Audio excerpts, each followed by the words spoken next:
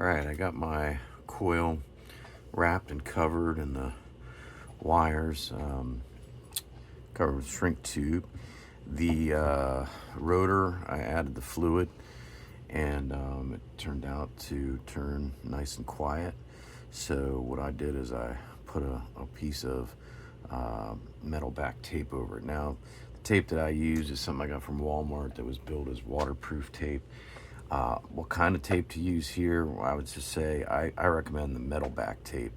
I did use Scotch tape when I first started this. I found some Scotch tape, the type that's invisible, right? Some of it, the automatic transmission fluid would react with the tape's glue, cause it to leak. And then other types of Scotch tape, invisible tape, whatever you want to call it, that wouldn't happen. So I don't recommend using that, because the last thing we want is a rotor inside of a clock leaking fluid. So I think there's a better chance of having this stick if you use the type that has the metal backing. So the next thing is going to be to put the movement back together, and just like everything else with this stuff, there's more than one way to do it, but I found this is the easiest way to do it for me. So here's the front plate, and this is going to be towards the bottom. And what I want to do is take my rotor, and there it says top, and put that through so that the top is towards the top. Now, what we're going to do is actually take this apart. This is just how I do it. Like I say, other people do it differently. But what I do is I put the coil and the rotor in, and then take the spacers and the screws and just put them in. Now we're going to take these screws back out, so we should say it's temporary. What we're doing is we're just doing this to hold the rotor in place so that we can put the other gears of the movement in properly on the other side. So this is just going in there temporarily. Doesn't necessarily have to be super tight or anything, just enough to hold everything together. So once I've got that, I'm going to flip it over, and there you see the rotor sticking through. And the first thing I'm going to do is take the minute hand sleeve, okay, and place that over the rotor. You see how these gears spline right here. The next thing I need to do is take the set shaft and not forget about the spacer, that small spacer that goes on there.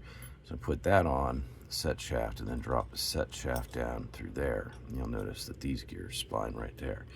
And then finally the hour hand sleeve, put on top like that. You notice that these gears spline right here.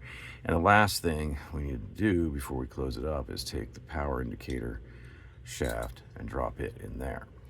And then from there we take the front plate and we put it on here. And this is kind of weird because it has these two spaces here, and you might have to rotate it to get it so that it lines up the way it's supposed to. But what we want to do is be able to see the power indicator through there, and we also want the holes for the screws to line up. So right there I can see the power indicator through the window there, and these four holes are aligned for these four tiny little screws to go in and hold the front plate to the back plate. I'm probably going to wind up using this trick. What I do with these screws that are super small is I get what's commonly referred to as poster putty. I like the blue stuff. I forget the company that makes it, and what I'll do is I'll just take a little bit of that and stick it on the end of my screwdriver when I'm dealing with these tiny little screws.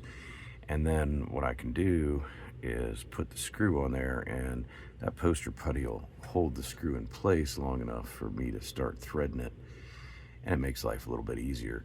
And when I'm done, I'm going to have to go through with a toothpick and any of this poster putty that's stuck on these screws I'll have to scrape off if I don't want it to stay on there.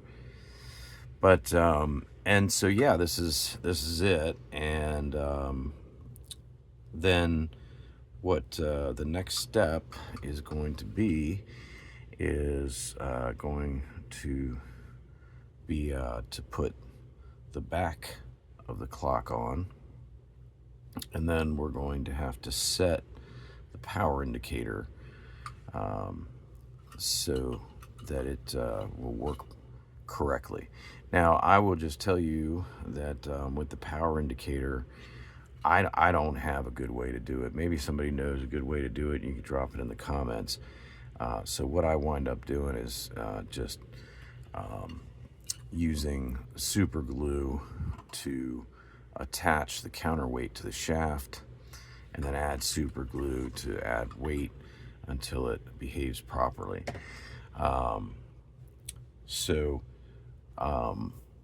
We take a look at that in the next video.